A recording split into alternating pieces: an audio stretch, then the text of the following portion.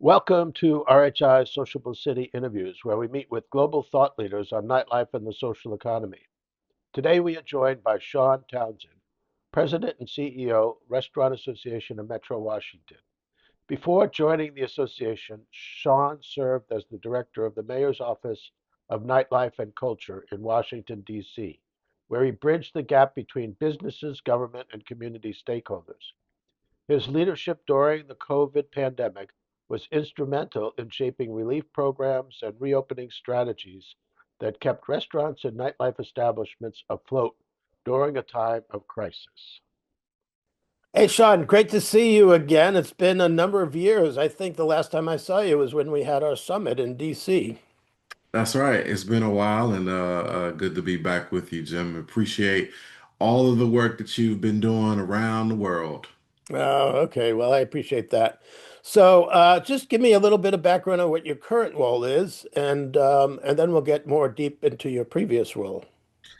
Well, I currently have the pleasure of serving as the president and CEO of the Restaurant Association of Metropolitan Washington. We represent over 1,500 restaurants and bars across DC, Maryland, and Virginia. So the work that we do every day sits at the intersection between business, government, and the community of restaurants and hospitality, whether it's helping navigate policy, workforce issues, marketing, or just growth and expansion of our industry is really what the nuts and bolts of the organization is. And then, of course, prior to this role, I was appointed as the inaugural director of nightlife and culture for Washington, D.C. That's right. That's right. You were among the early trendsetters in this field, and D.C. is one of only two states that I know of that have created legislation to establish the office. And you were hired to fit into that role. But what was your background prior to getting into that role?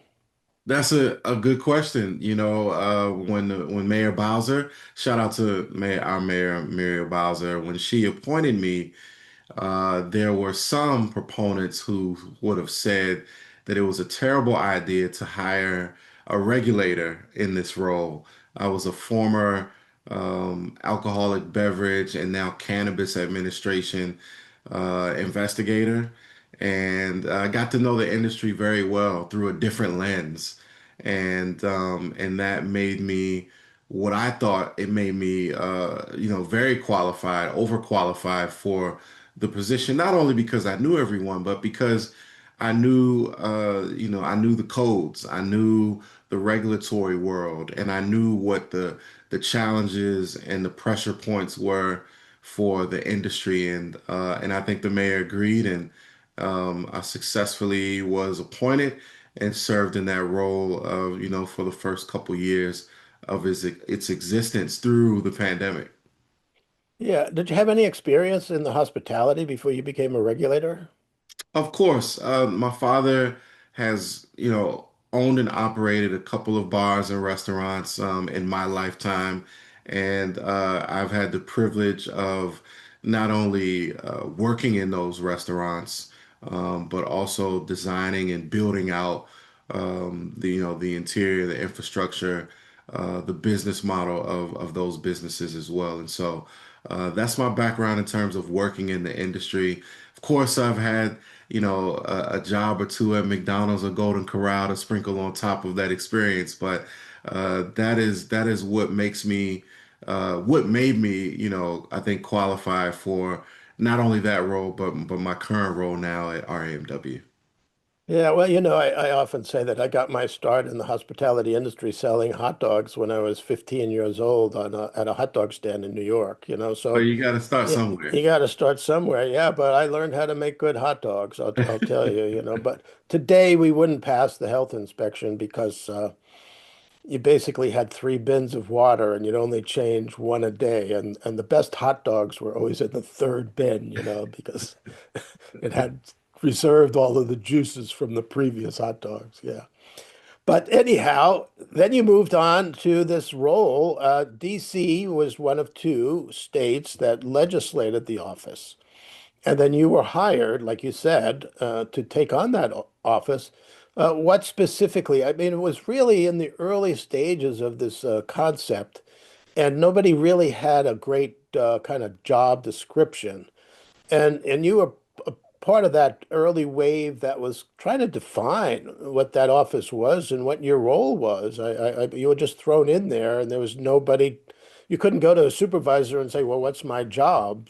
So, how did you make that work? Called Ariel in New York every other day to try to mirror what they were doing in New York and bring it down to DC. You know, quite frankly, we mirrored the legislation.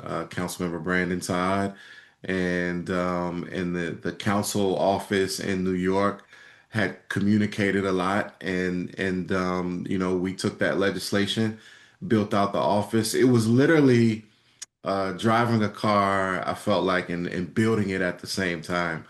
Mm. We didn't have much to utilize as a blueprint, and so we were the blueprint. We were creating, what the infrastructure of a nightlife office should and could look like, and we really served as the eyes and ears for the mayor. We were the liaison for all things after 5 o'clock, whether it was bridging gaps between nightlife businesses, attending advisory neighborhood commission meetings on behalf of businesses, engaging with residents, and of course, the most infamous part of the job is trying to reduce the amount of bureaucracy and red tape in local government. And so we did a lot in that space, reduce regulatory friction, the licensing process. We were that direct line of communication for many businesses who just did not know who to call. One of the things that I'm most proud of in that role is that we distributed the nightlife impact study of 2019, and it showed us all of these glaring numbers of what our hospitality industry looks like in DC. $7 billion spent that night, 65,000 employees that are hired in the District of Columbia. The city generates about $500 million in sales tax revenue. Bottom line is, we were important, and we now had this Bible that told us why we are important and why the city should to treat us as such. The city should treat us as one of the economic drivers of the city and of the region. And I think most importantly, through this work, we built trust amongst operators and government officials alike. So building trust is important. And then all of a sudden, after you had this great economic study that showed what the industry was all about, you got hit with COVID. In fact, I remember we were in Seattle because DC was going to host the 2021 summit. And Mayor Bowser was really almost on a plane to come to speak at the Seattle summit. You even made up cookies, I think, for That's people to right. have with the DC symbol on it. And then you're all in DC. I mean, you remember that day when what's his name, Dow Constantine got up. He was the county administrator, and he said, because he was just at all the press conferences where all of the people had COVID and some of them died, and Yep. he was on the news all over the country. And then he came and spoke at our event and said, "Nightlife when you go home will never be the same." And I think a lot of people were just sitting there wondering what he meant by that. But That's right. how did that all of a sudden change what's going on in DC? Man, that was that was a very interesting trip. As you mentioned, yeah, I think the news sort of started breaking as we were all delegating to Seattle. In fact, when I turned my phone back on after we landed, the news about the first person succumbing to the virus had just broken on CNN, And I think the mood in Seattle was cautiously optimistic, but everyone was filled with anxiety. We had no idea what we were heading into, but still just happy to be on a trip. Yes, the mayor didn't come, changed their mind at the last minute. It was important that, thank God she stayed. There was a lot happening globally. And, in DC, that changed a lot. Hmm. The behaviors of consumers has changed tremendously. Um, the habits are I mean, drastic changes. Telework is now a new normal, and that has impacted foot traffic in a lot of our corridors. The restaurant industry in DC has not quite fully recovered. We were some of the first businesses to close, last to open, etc. And so I think many other jurisdictions across the country, in terms of the restaurant industries, are still very much so dealing with remnants of the pandemic. Yeah, yeah. So then, how did you make the switch then? When did you make the switch to go to the Restaurant Association? So when the city reopened, I decided to take a step away from government. I was burnt out, like we all were, and I decided that I needed to leave government. Did some consulting for a little while. Still remained within the industry, and my predecessor, Kathy Hollinger, left the Restaurant Association, and the seat was vacant, and I decided to put my name in the hat, and here we are 3 years later. Since January of 23, I've been in this role and enjoying the roller coaster ride. So what are the top priorities of your members and the association that you're working on now? Labor is at the top of the list. Just trying to figure out in terms of, our policies, some of our policies in DC as it relates to hospitality aren't aligned with the economic realities that we're facing since the pandemic. And so, workforce stability is a challenge. And I think that the increase in labor has been, very challenging for a number of folks. The rising cost of rent, inflation, the margins are tighter. And I think I call it the federal government whiplash since January of 25. Come to work, you're fired. Come to work, go home, work from home. The whole Doge thing. Yeah, yeah. I'm sure that disrupted the whole workforce. All of those different variables have an impact on butts and seats, and Mm. and also heads in beds. And so the Hospitality Alliance here, which consists of the Hotel Association, restaurants, the events, the tourism, we all are making a concentrated effort to ensure that we are letting the world know that DC is still open, and because it's really, we can't do without tourism and folks coming to DC to visit, especially our foreign travelers who we know spend more money when they travel in the U.S. And so we're doing all that we can in DC to still recover. Mhm. So now you've gone between these two roles of being a night manager, night mayor, so to speak, and now within a hospitality association. So when you look at some of what you do as an association, you're obviously there advocating for your businesses. You're there to advocate for improvements in regulatory policy, to get more support and recognition because of the economic driver that hospitality and tourism is. So that's your role within the Hospitality Association. But then at the same time, that was similar to your role within the Office of Nightlife. So if you were to take a bird's eye view now, looking at those two roles, do you think the having that office is duplicative of an effective association, or do you see a role for both? You absolutely need both. As the quote unquote nightmare, I worked inside of the government, solving from within. And here at RAMW, I'm on the outside, of course, and I'll still representing, the voice of the industry collectively. It's just I'm in a broader role.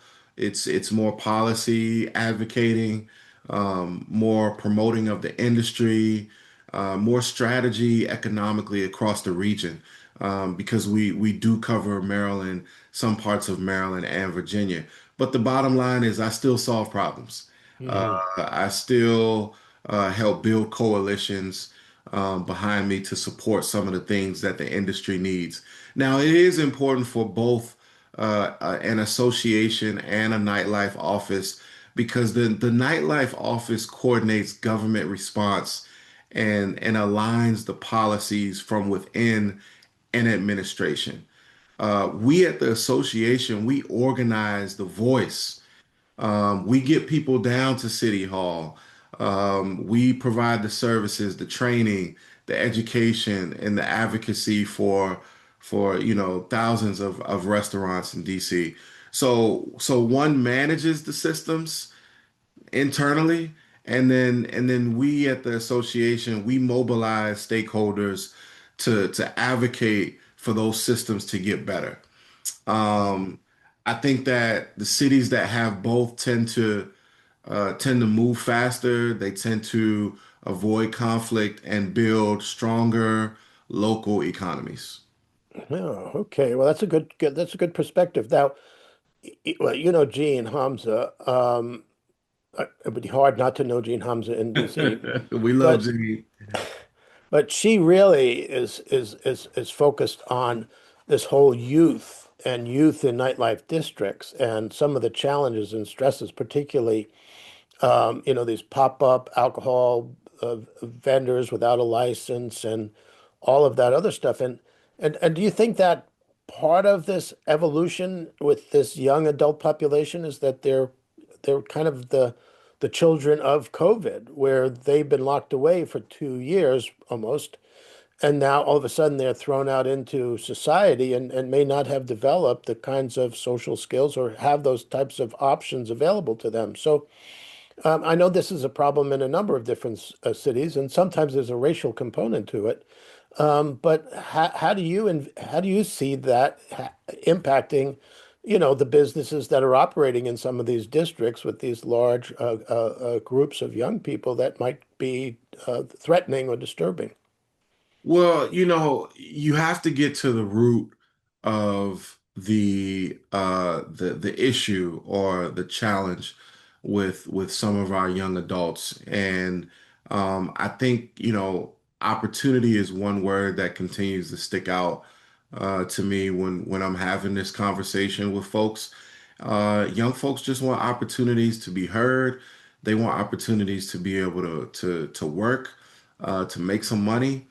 And I think part of the solution is government adapting and listening to what folks are saying and be a part of the solution. It's just like social media, Jim. When I was coming up, MySpace was a thing. The one of the senior execs at Facebook spoke at my college graduation, right? But those are not spaces and places where all of the communication is happening anymore.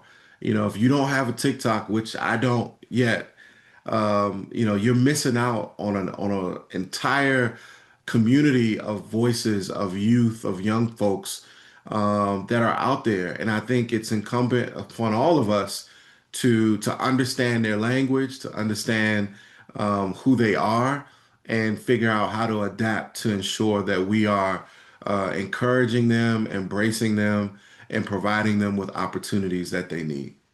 You raised a lot of valuable points there. I'm reading a book called The Anxious Generation, and he traces the evolution of the way boys in particular and girls have been impacted by social media and the way that they become socially isolated and really don't maintain those same physical interaction, social experiences that, many of us grew up with. I mean, for me, my social media was making a phone call to a girl that I wanted to go on a date with, and hopefully that her brother would have written the note down on a paper to call me back. I mean, it was a lot more complicated in those days, but it seemed to work pretty well. But just imagine today the endless numbers of requests and input that people get through social media that you just can't keep up with.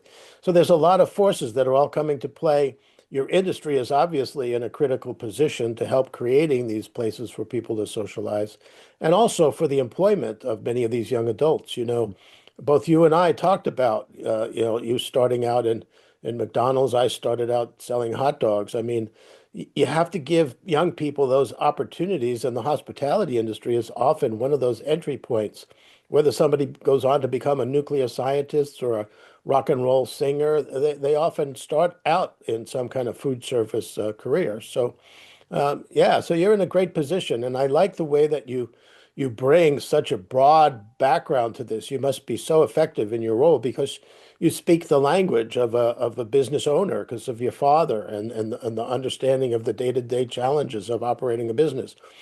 Government regulation and the way the government plays a role in either helping businesses or stifling business development. You worked within an innovative organization with the Office of Nightlife so that you can be a liaison that can help work between government and the industry. And now you're in a position to be an advocate for the industry with all of these voices and language that you've collected over all these years. What a great opportunity to talk to you. And you certainly seem to be a very effective person in your role, at least the way you communicated to me. So thanks for taking the time. I know you're a busy guy, but I appreciate it. Thanks, Jim. Always good to be with you.